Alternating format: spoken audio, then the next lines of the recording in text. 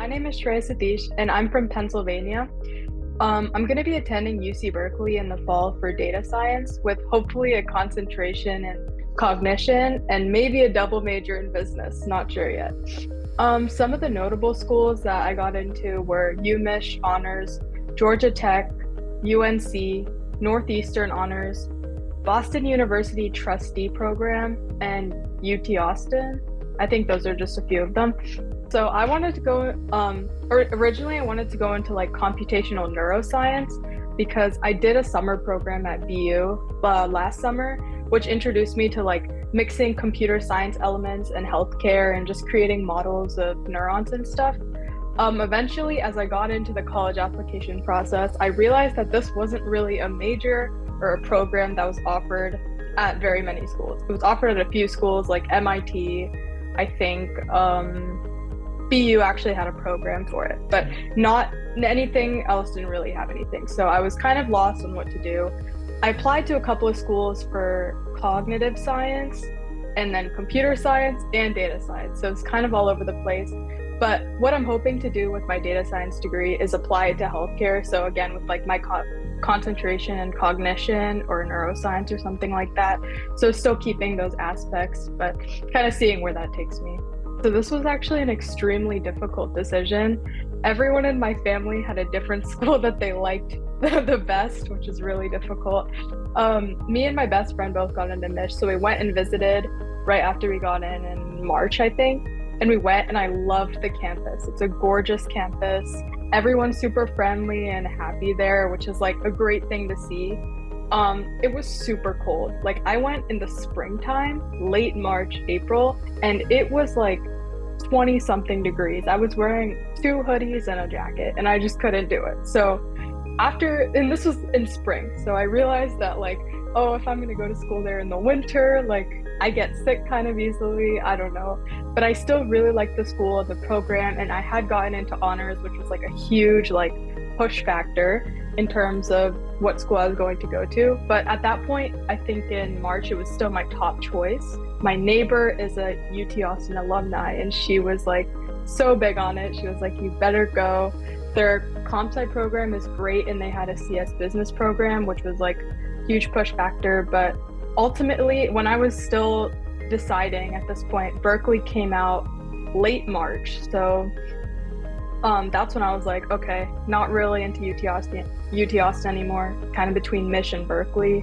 That's where it got kind of difficult. Both were costing about the same for me, so that kind of canceled out.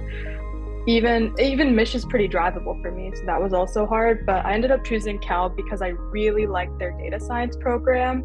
I went and visited, and just the way that they talked about it, the way that their students were engaging with one another, and the projects that they were talking about were just super interesting, and I think was just completely blown away by the program and the new building.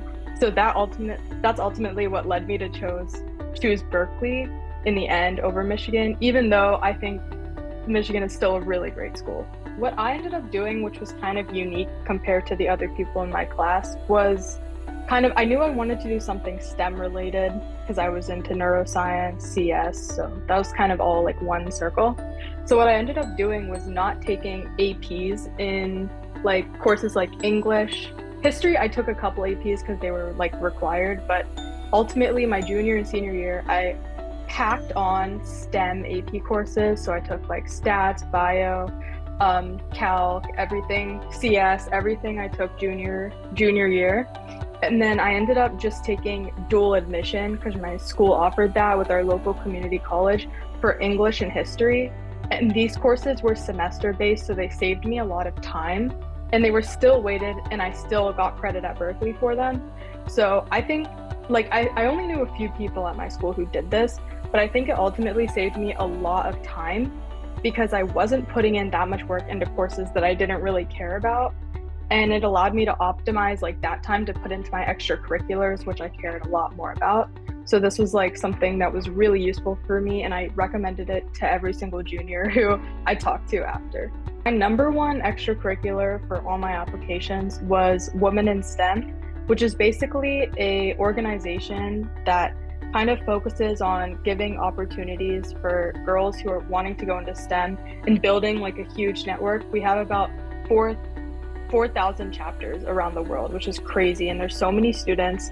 I was a part of Women in STEM for just my junior and senior year, but I ultimately got leadership roles in both years. So I went from just a outreach director to then director of internal affairs, which is like the vice president of the organization, my senior year. So that was like a huge part of my application. I wrote my personal narrative about it too. And it gave me a lot of connections with people who like I would have never like met before all across the country. They were super helpful in giving me like internship ideas. They gave me like, they helped me on my college app process too, writing my essays. And that was just a really great extracurricular for me because I did a lot of organizational work. I got into like businessy sort of factors, and we worked to file for 501c3 status. So I got to know a lot about like the legal aspects and things like that. So it was super like experience building for me. Yeah, on the side, I also did Prism, which was an organization that me and my friends started at my school. It was basically just an after-school club teaching girls at our local middle school just different STEM topics that they'd never had experience with or learned about. And we did like fun activities with them.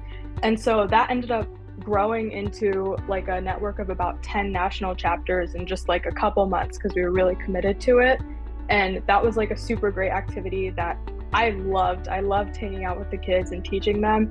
We did summer programs the following 2 years, and just it was a really great program. So I think it's really important to find activities that like you really enjoy and that you want to get involved with, because I mean, as you can see, in my senior year, I kind of like only took what I needed to do and spent the rest of my time doing these extracurricular activities because I felt they were way more important and I just had more fun doing them. Oh, I also did a summer program the summer before my senior year at BU, which was for computational neuroscience. It was a research and learning program, so that was really great. I stayed there for 6 weeks over the summer, and we learned a lot about kind of coding for healthcare and creating models, and it was just a super interesting concept. Like everyone I talked to was super interested by it after, because no one had really ever heard about it. It's a really new process, and it was just really interesting to get involved with, and I ended up really wanting to do it in the future. So rec letters, I asked my teachers like the end of my junior year. I think that's like a no budge, like you have to do that because once it gets into senior year, they're over it and it's kind of late. Everyone else is asking them too. I think also it's really important your junior year to kind of, as the year goes on, to plan who you're going to ask or kind of get an idea so that you feel confident when you're asking and you don't feel iffy, like, oh, this teacher doesn't really know me. I think it's good to, rather than choosing teachers based on what subject they teach, because I feel like that they don't really talk about that in their essays, it's important to choose teachers who really know you, like as a person. Oh, another really overlooked recommendation is the counselor recommendation. I feel like that is one that everyone just kind of overlooks. It's completely forgotten about. But my counselor actually happened to be my tennis coach for the past 4 years. So he had a really great understanding of who I was as a person, and that really gave me a huge push because my class was actually like 700 plus students. So the counselors did not know anyone. Like they were just there as a functional part of our school. You didn't really meet with them regularly. It wasn't really a thing. So a lot of people were put at a huge disadvantage because their counselor didn't even know who, like they couldn't look at they wouldn't know their name, like it was nothing. So I think that was a great thing that I did, or I didn't, I mean, it happened to me, but I think if you can meet with your counselor on a one-on-one basis, like pretty frequently, or you can send them emails and just keep in touch with them somehow, like I think that's a huge beneficial thing because they do send your school report and they do write a recommendation for you. So as long as you don't want it to be like default. So I think that's an important one. I wrote a lot of essays. I started off with like just writing for each application, which was useful. And then kind of me and my Success Koach team, we kind of built like 5 core essays of mine as I got further and further into the process, which was super useful because I could pretty much copy and paste them, change a couple things, except for the why us ones where the schools were asking why you want to apply, because those ones you definitely have to write from scratch. But all the other essays about me, they were pretty much copy and paste, changing the word counts and kind of making edits each time I submitted an application. But it was pretty standard once I got into the groove. And so although it sounds like I did a lot of applications, towards the end, it was a lot of copy and paste. So like, if you want to apply to a lot of schools, it's definitely possible. It just takes a lot of maneuvering that I do differently. I would work on those 5 core essays sooner. I would have really solidified them sooner because my earlier applications were way worse than my like middle of the process ones. So I wish I spent more time on those, or knew that I had to spend time on those earlier. Or all 3 of mine were actually STEM teachers, but not by like choice. Like I didn't choose them because they were STEM teachers. My first one was from my computer science teacher who had me from 9th through 12th grade. So he had known me all throughout high school, so I thought he was a great choice. It was a class of 30 kids for 4 years, so I thought that was very solid. He knew me very well. My second one was the advisor for the club I was in, which was HOSA. I was running the club my junior year. So I spent a lot of time with her and got to know her really well. And then I had her again my senior year. So we were really close. She knew a lot about me. She was able to touch on, because she hadn't had me for class, which was different.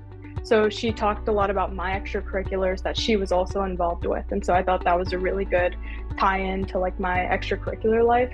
And then I had a third one, which was my engineering teacher, who knew a lot about the like different projects that I was doing. Like for example, my RISE program research, he was really interested in that. So he knew a lot about it.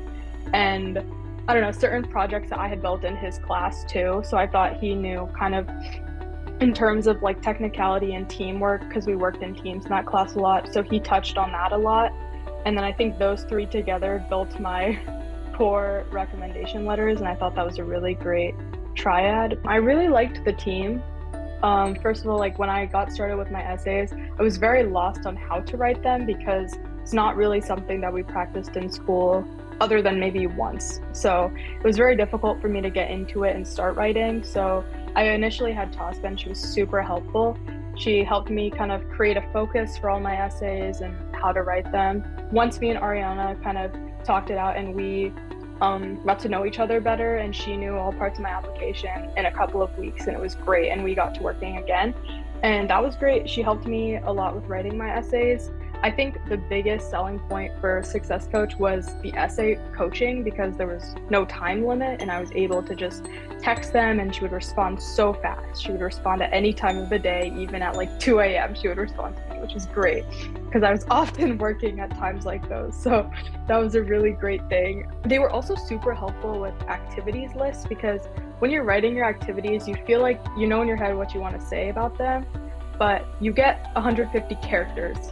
Not 150 words, it's characters. So that's absolutely nothing. So you suddenly don't know what to do. And so just having them there to like write it up and just here's a draft of what one could look like, and then you writing yours to kind of fit it. It's really helpful in those aspects. Picking my college list was like extremely difficult because I had a lot of schools that I wanted to apply to. I narrowed it down, and then as I was applying, I gradually added everything back in. So which is kind of unique because I had a list of like 40. I think I narrowed it down to a good 17 maybe.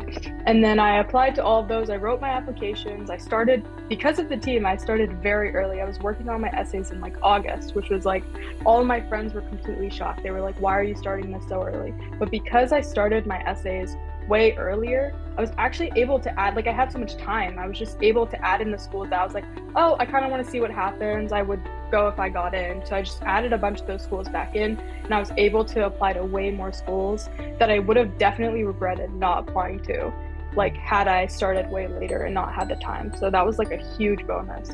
Post early action, like November and December end time is like so difficult because you just wrote like hundreds of essays, you threw them all out, like you're spitting them out like crazy, and then you take a break for winter break and you have to come back and do it again. And that is like the hardest part because you're out of your groove. I think my essay quality like went down pretty significantly after my Thanksgiving break, winter break. So, in terms of advice, I would say try and get as much done early on in the process as possible. I definitely pushed things a little bit because I was applying to so many schools. I ended up getting it done, but I feel like my essay quality was at its peak, like three-fourths through the applications process. So really maximizing that time where you feel comfortable with all the essays you're writing, like you can read them back and you feel good about them. Maximizing that time and just going, even if things are due way later, just start writing them, because I feel like that's the best time to write them, when you're in the groove and you know what you're doing. Because once you get past like breaks and the end of school and just you have finals, testing for like semester classes, it's really hard to come back and lock in and do the essays again.